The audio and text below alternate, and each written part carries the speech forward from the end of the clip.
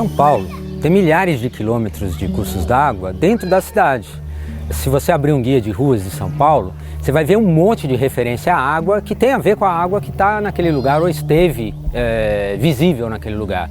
Então, desde nome de bairros, por exemplo, onde a gente está, na Água Funda, Água Rasa, Vila Nova Cachoeirinha, Rio Pequeno, nome de avenidas, águas espraiadas e assim por diante.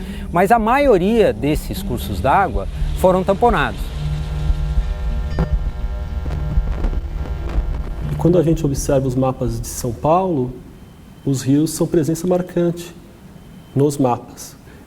Todo mapa ele é produzido com uma intenção, né? Ele não é um discurso neutro, no sentido de não estar perpassado aí por interesses e pressupostos. Os mapas antigos, eles realmente permitem que nós exploremos aí os rios paulistas e a forma como a sociedade os entendia e como ela lidou com eles. E nós estamos, então, mapeando as enchentes de fins do século XIX até os anos 40, e dessa forma, então, aqui no arquivo, nós estamos recuperando uma dimensão que nós consideramos fundamental para pensarmos a relação da cidade com seus rios e várzeas, que é o impacto das enchentes, né? As águas chegaram a 1,5 metro acima do nível da rua e invadiram as casas comerciais atacadistas aqui da zona do mercado, adjacentes, na Rua Santa Rosa, Avenida Mercúrio, Barão do Pá, Cantareira. Quer dizer que a situação é mesmo alarmante.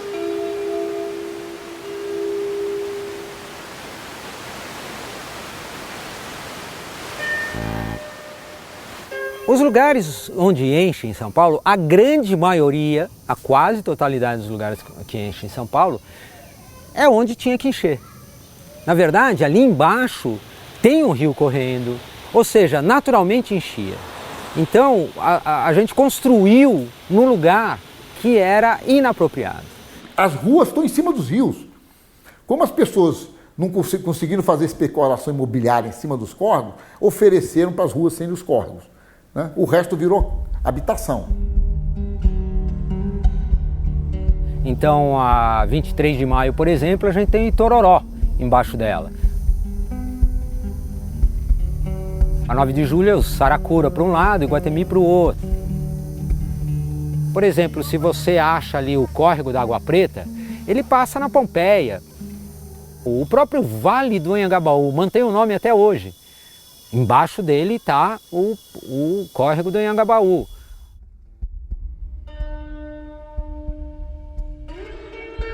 Então, se a gente olha a história da cidade de São Paulo, de maneira simplificada, nós poderíamos dizer que até fins do século XIX ela evitou ocupar as partes baixas, que eram partes onde sujeitas ao alagamento anual dos rios, mas que depois o crescimento populacional, econômico e o mercado de terras a cidade caminhou em direção aos rios.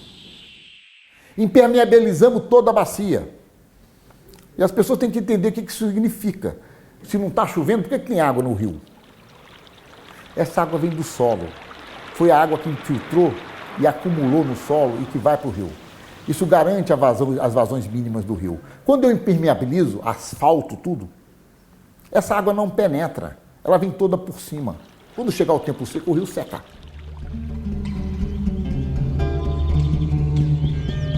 Os rios de São Paulo foram até os anos 40, sem dúvida, rios vivos. Vivos do ponto de vista social. Então havia pessoas que iam aos rios para trabalhar, as pessoas podiam ir aos rios para se divertir. Por exemplo, havia competições de natação, né?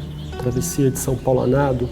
Os clubes do Remo, né? Que usavam o Tietê como arena esportiva e depois tiveram que abandonar, embora tenham resistido ao máximo, quando as águas ficaram sumamente poluídas.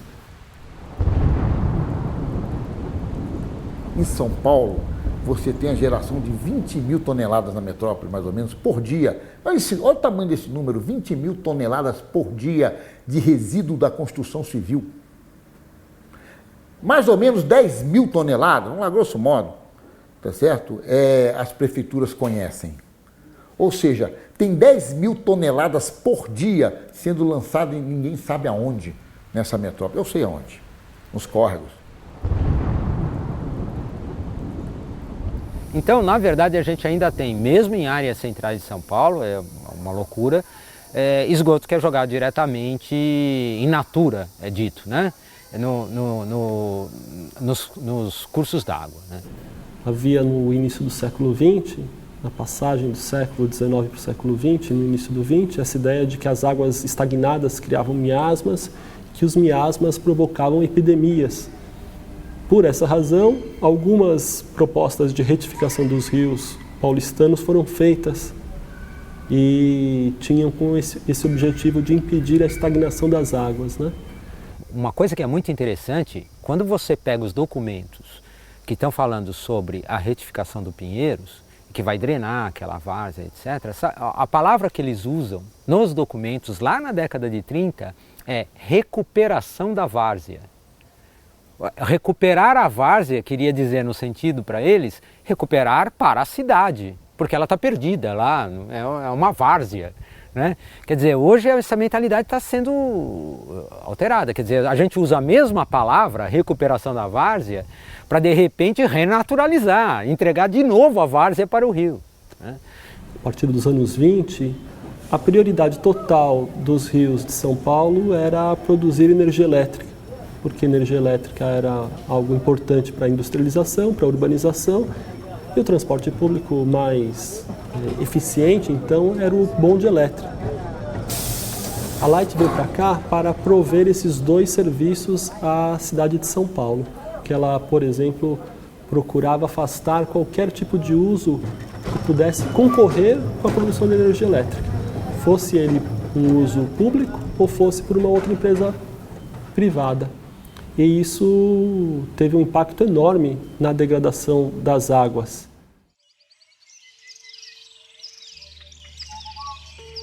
O riacho que tem aqui no Jardim Botânico, que foi revitalizado e aberto, é o Pirarugawa.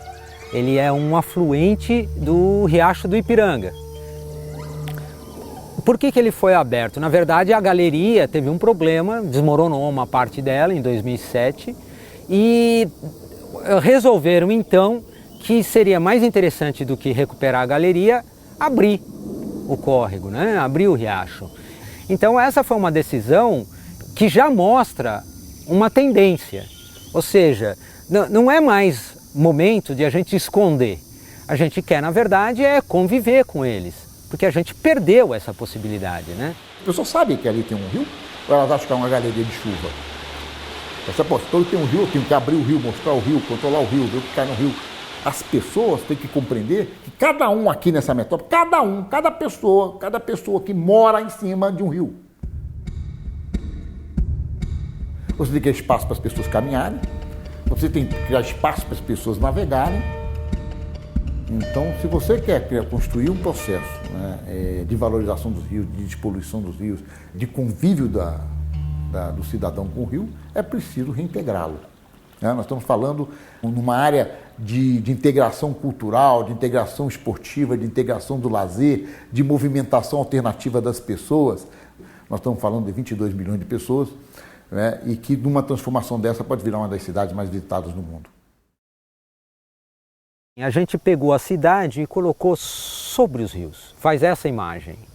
A gente precisa achar qual seria o lugar de a gente equilibrar mais essa relação. Não quer dizer vamos abrir todos os rios de São Paulo, vamos desconstruir o que foi construído, não, absolutamente não. Mas procurar equilibrar, conviver com essa natureza dos rios, da vegetação e dos processos naturais da cidade, e como tirar proveito disso, porque se a gente conviver melhor, vai tirar muito proveito.